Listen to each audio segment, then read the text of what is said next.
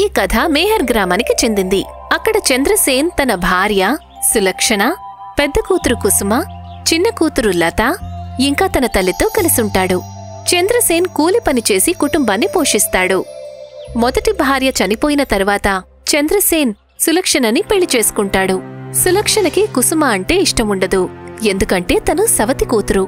సులక్షణ తన భర్త పేదరికానికి విసిగిపోయి ధనవంతురాలు కావాలనే ఆశతో ఒక తాంత్రికుడితో మాట్లాడుతుంది. తాంత్రిక్ ఆ పని చెయ్యడం కోసం మానవ బలిని కోరతాడు. సులక్షణ మొదట్నుంచి కుసుమను అడ్డు తొలగించుకోవాలని అనుకుంటుంది.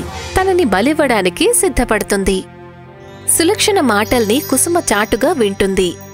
కాని భయం కారణంగా ఎవరితో ఏమీ చెప్పదు. సులక్షణ గుడికి వెళ్లే సాకుతో కుసుమను తనతో పాటు తీసుకువెళ్తుంది. కుసుమ తన తల్లి సులక్షణతో కలిసి అమ్మవారి గుడికి వెళ్తుంది. సులక్షణ తాంత్రికుడి కోసం ఎదురుచూస్తుంది.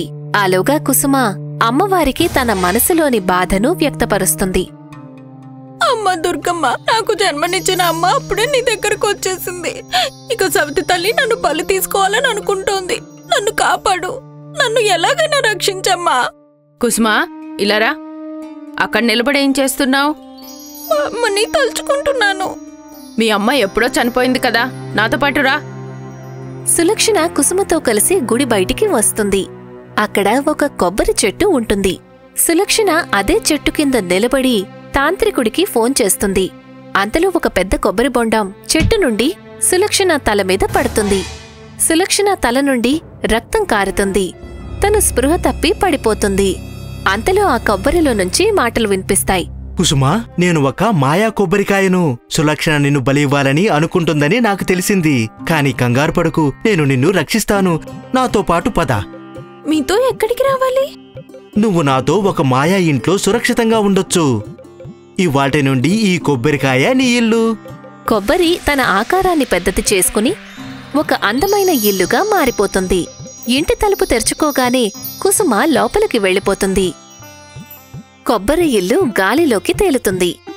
సులక్షణ ఇంటికి వెళ్లి కుసుమ గురించి అబద్ధాలు చెప్పి అందరి ముందు ఏడుస్తున్నట్టు నాటకమాడుతుంది. చంద్రసేన్ సులక్షణ మాటలు నిజమని నమ్ముతాడు. కాని బామ్మ అనుమానాన్ని వ్యక్తపరుస్తారు. సులక్షణ, నాకు నీ మాటల మీద నమ్మకం లేదు. కుసుమ గుడి నుండి ఎలా మాయమైపోతుంది?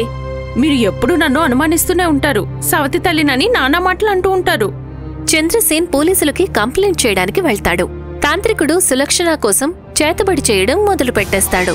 తనకి గనక మానవ బలి ఇవ్వలేదంటే చేతబడి తిరగబడే అవకాశం ఉంటుంది. భగవంతుడా, ఇప్పుడు నేనేం చెయ్యాలి? నాకేమీ అర్థం కావడం లేదు. నేను తాంత్రికుడికి బలి కోసం ఏమివ్వాలి? కుసుమ విశాలమైన కొబ్బరి ఇంట్లో ఉంటుంది. ఆ మాయా ఇంట్లో తనకి కావలసిన వస్తువులు అన్నీ ఉంటాయి. అయినా కుసుమ దిగులుగా ఉంటుంది. అది చూసి మాయా కొబ్బరి ఇలా అడుగుతుంది. ఏమైంది కుసుమా? నీకు ఈ ఇల్లు నచ్చలేదా? నేను ఇంట్లో ఒంటరిగా ఉన్నాను. నువ్వు ఈ ఇంటికి మీ ఇంటి నుండి ఎవరిని పిలవాలనుకుంటున్నావు? సవితి తల్లినా లేక పిరికి తండ్రినా? నేను ఇక్కడికి మా బామ్మని పిలవాలనుకుంటున్నాను. ఆవిడికి నేనంటే చాలా ఇష్టం.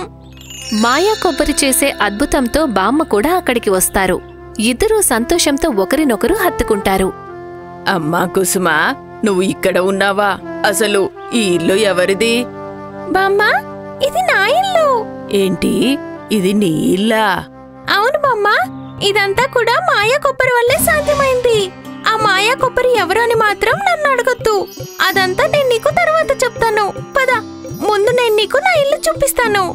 చంద్రసేన్ ఇంటి నుండి వాళ్లమ్మ కూడా ఉన్నట్టుండి మాయమైపోతుంది. దీని వెనుక ఖచ్చితంగా సులక్షణ హస్తం ఉందని అతనికి అర్థమవుతుంది. ఆ విషయం గురించి వాళ్ళిద్దరి మధ్య గొడవలు కూడా జరుగుతాయి. నాకు అనుమానం కాదు, నమ్మకంగానే ఉంది. నా కూతురు కుసుమను ఎక్కడికో పంపించేశావని. ఇప్పుడు మా అమ్మ కూడా కనిపించడం లేదు. హాహా, అవునవును. ఈ ఇంట్లో ఏం జరిగినా దానికి నేనే కదా బాధ్యురాల్ని. కుసుమ మాయమైన తర్వాత నా ఉద్యోగం పోయింది. మనం ఒక్కొక్క రూపాయి కూడా కష్టపడాల్సి వస్తుంది. మీరు గనక నన్ను ఇలానే తిడుతూ ఉన్నారంటే నేను ఇప్పుడే నా కూతుర్ని తీసుకుని పుట్టింటికి వెళ్ళిపోతాను. సులక్షణ తన కూతురు లతని వెంటపెట్టుకుని కోపంగా తన గదిలోకి వెళ్ళిపోతుంది. కుసుమ వాళ్ల బామ్మతో పాటు కొబ్బరి ఇంట్లో సంతోషంగా ఉంటుంది. ఇప్పుడు తను మాయా కొబ్బరిని మరొక కోరిక కోరుతుంది. చమత్కారి కొబ్బరి, ఈ ఇంట్లో నాకు స్వర్గంలో ఉన్నంత సంతోషంగా ఉంది. కాని నేను నిన్ను మరొకటి కూడా అడగాలనుకుంటున్నాను. అలాగే చెప్పు కుసుమ, ఇంకేం కావాలి నీకు? మా బామ్మ కోరిక ప్రకారం మేమిద్దరం ఏదైనా పని చేసుకుని బతకాలి. దానికి నువ్వు మాకు సహాయం చేయాలి. ఇంత చిన్న విషయమా? నేను నీకోసం ఒక చమత్కారీ కొబ్బరికాయను, కొబ్బరి నీళ్లను ఏర్పాటు చేసి ఇస్తాను. నువ్వు బామ్మతో కలిసి స్వచ్ఛమైన కొబ్బరి నీళ్లను బజార్లో అమ్ముకోవచ్చు. దానితో నీకు చాలా డబ్బులొస్తాయి. మాయా కొబ్బరి చేసే మాయతో కుసుమ పేరు మీద కొబ్బరి నీళ్ల ప్యాకెట్లు తయారయ్యి ప్రత్యక్షమవుతాయి.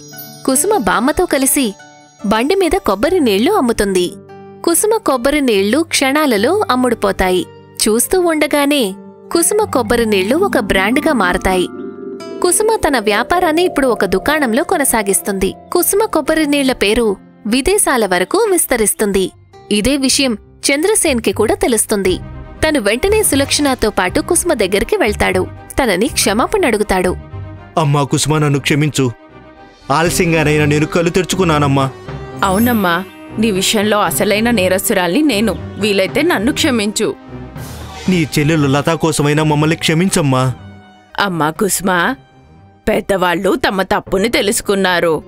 మనం వాళ్ళని క్షమించడమే మంచిది. కుసుమ తన తల్లిదండ్రుల్ని క్షమిస్తుంది. కుసుమ తన కొబ్బరి నీళ్లు ఊర్లోని స్కూల్ పిల్లలకు ఫ్రీగా పంచిపెడుతుంది. హాస్పిటల్లోని పేషెంట్స్కి కూడా కొబ్బరి నీళ్లు ఉచితంగా ఇస్తుంది. గుళ్ళు, మసీదులు, గురుద్వారాల బయట కూడా ఫ్రీగా పంచిపెడుతుంది. కుసుమ కొబ్బరి నీళ్లు అందరికీ ఫ్రీగా లభిస్తాయి. చుట్టుపక్కల అన్ని గ్రామాలలోనూ పేద అనాథ పిల్లలకు కుసుమ కొబ్బరి నీళ్లను ఫ్రీగా పంచిపెట్టడం మొదలుపెడుతుంది. కుసుమ చేసే మంచి పని వల్ల మాయా కొబ్బరి ఎంతో సంతోషిస్తుంది.